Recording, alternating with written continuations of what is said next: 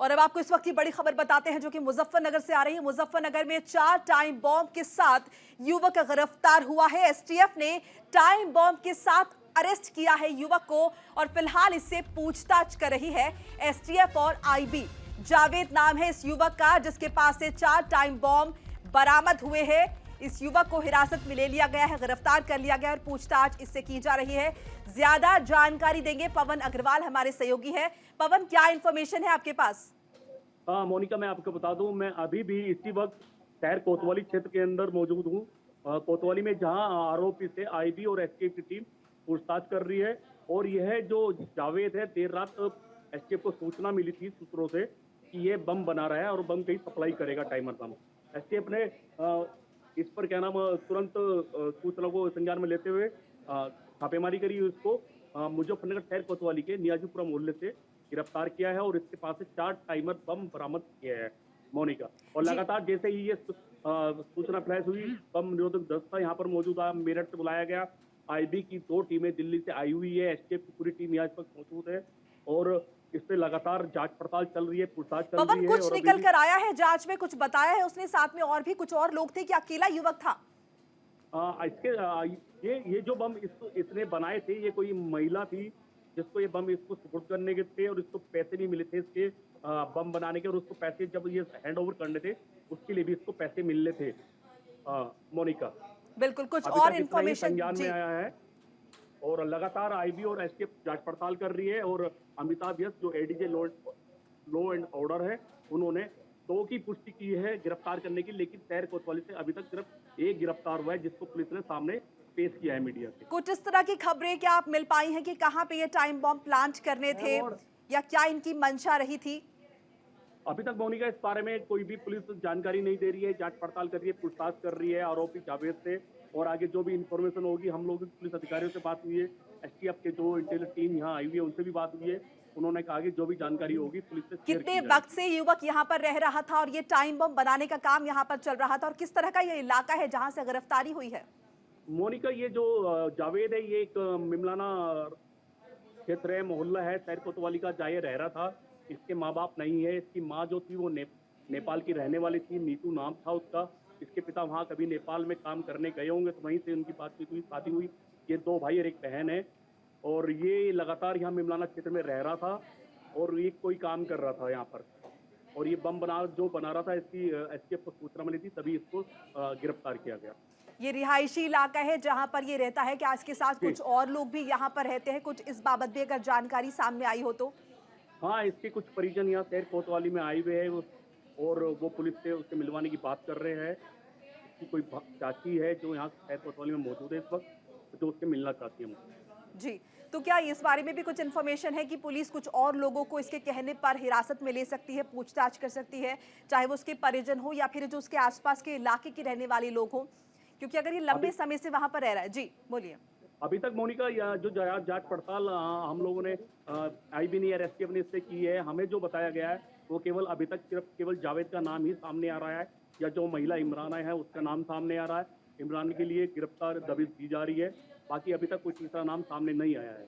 जी, अगर ये 4 time bomb नहीं मिलते तो क्या नुकसान हो सकता था? अगर ये 4 टाइम बम नहीं मिलते मोनिका, तो पता नहीं कितना बड़ा नुकसान मुजफ्फरनगर जिले को होता, क्योंकि बताया जाता है जो हमारे सूत्र से है, ये जो टाइमर बम थे काफी उनकी डिस्टेंस थी, 500 मीटर के करीब उनकी डिस्टेंस थी एक टाइमर बम की, जिससे आसपास का इलाका तहस-नहस हो सकता था। जी, और ये जो युवक का गिरफ्तार हुआ है, क्या इसकी कुछ हिस्ट्री भी रही है? अभी तक इसकी केस हिस्ट्री कोई सामने नहीं है, इस पर पुलिस जांच कर रही है। इसके क्या मनसा थी और ये पहले भी किसी क्राइम में अंदर गया है, अभी तक इसकी कोई जानकारी हम लोगों के पास तो नहीं है, लेकिन पुलिस जरूर लगातार जांच पड़ताल में जुटी हुई है। चलिए, शुक्रिया बातचीत के लिए आपका। और यूपीएसटीएफ ने इस पर क्या कुछ प्रतिक्रिया दी है वो भी आपको सुना देते हैं। मुजफ्फरनगर में 2 अभियुक्तों को गिरफ्तार कर 4 आईडीज इनसे बरामद की गई हैं। ये सभी टाइमर अथवा रिमोट कंट्रोल से ट्रिगर की जा सकती है। ये जानकारी प्राप्त हुई है कि जिन लोगों ने इस बम को बनाया है, जो गिरफ्तारी हुई है, उन लोगों ने मुजफ्फरनगर दंगों के समय भी इस प्रकार के बम बना करके बांटे थे। और आगे बढ़ते हैं, बात दिल्ली की करते हैं। दिल्ली विधानसभा में विश्वास प्रस्ताव पेश हुआ है और कल विश्वास प्रस्ताव पर चर्चा होगी। सीएम केजरीवाल ने बीजेपी पर हमला बोला है। चुनाव जीतने के लिए किया जा रहा है परेशान, ये आम आदमी पार्टी ने आरोप लगाए हैं। देखिए, पहले भी अरविंद केजरीवाल की तरफ से इस तरह के आरोप लगे हैं, लेकिन आज जो विश्वास प्रस्ताव उन्होंने विधानसभा में रख दिया, हालांकि चर्चा इस पर कल होगी। और एक बार फिर से बीजेपी पर हमला अरविंद केजरीवाल ने बोला है। लगातार उनकी तरफ से कहा जा रहा है कि चुनाव जीतने के लिए आम आदमी पार्टी को परेशान किया जा रहा है। ये जो शराब घोटाला है, इसका कोई बेस नहीं है, ये पूरी तरह से झूठ का पुलिंदा है। और सिर्फ जो मंशा है भारतीय जनता पार्टी की, वो ये कि आम आदमी पार्टी की सरकार को गिरा सके और उनके विधायक खरीदने की कोशिश की जा रही है। ये आरोप अरविंद केजरीवाल की तरफ से। और आज दिल्ली विधानसभा में देखिए विश्वास प्रस्ताव पेश किया गया। हालांकि कल इस पर चर्चा होगी, शनिवार का दिन रखा गया है जब कल विश्वास प्रस्ताव पर चर्चा होगी। और इस बीच अरविंद केजरीवाल ने एक बार फिर से बीजेपी पर हमला बोला है और यह भी कहा है कि उनके विधायकों से संपर्क करने की कोशिश की थी। ऑपरेशन लोटस चलाया गया था बीजेपी की तरफ से।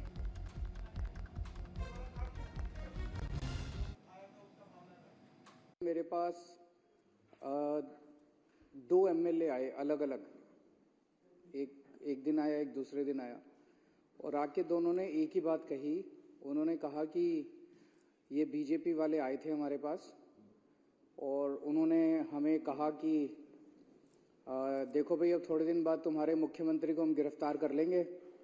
उसके बाद हमने ऑलरेडी 21 एमएलए को संपर्क कर लिया है और 21 एमएलए मान गए हैं पार्टी छोड़ने के लिए और उसे संपर्क कर रहे हैं।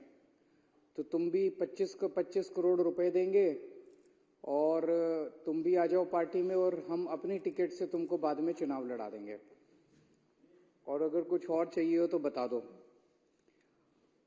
तो उन दोनों ने आके बताया जी हमने तो इसको एक्सेप्ट नहीं किया, उनको मना कर दिया। फिर हमने एक एमएलए से बात करके, फ़ोन करके संपर्क किया तो पता चला कि 21 तो नहीं, 7 एमएलए को इन्होंने संपर्क किया था बीजेपी वालों ने।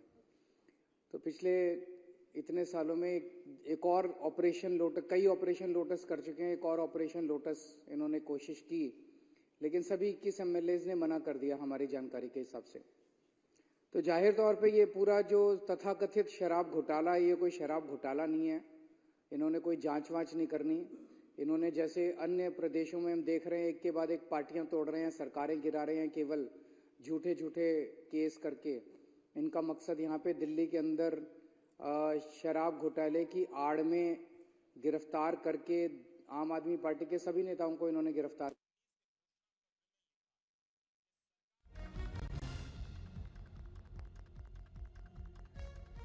के लिए परेशान किया जा रहा है। कल विश्वास प्रस्ताव पर चर्चा होगी। आज विश्वास प्रस्ताव पेश किया गया है विधानसभा में।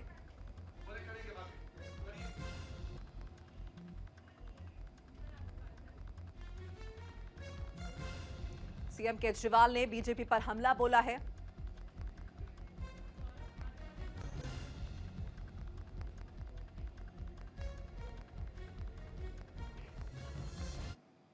और इस वक्त दिल्ली सरकार में मंत्री सौरभ भारद्वाज प्रेस वार्ता को संबोधित कर, आइए सीधे सुन लेते हैं वहीं पे। कंपनीज हैं जिन्होंने भारतीय जनता पार्टी को ये पैसा दिया।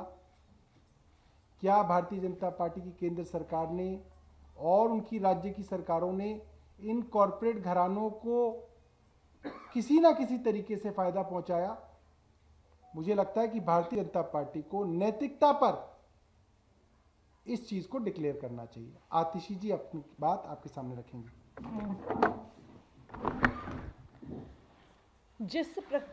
जिस प्रकार से कांग्रेस पार्टी का, यूथ कांग्रेस का बैंक अकाउंट फ्रीज किया गया है, इसमें एक पैटर्न दिख रहा है, एक डिजाइन दिख रहा है कि केंद्र सरकार अपनी एक एक एजेंसी को विपक्ष के खिलाफ इस्तेमाल कर रही है। परीक्षण कर नवंबर के आखिरी सप्ताह तक रिपोर्ट तैयार कर दी गई थी।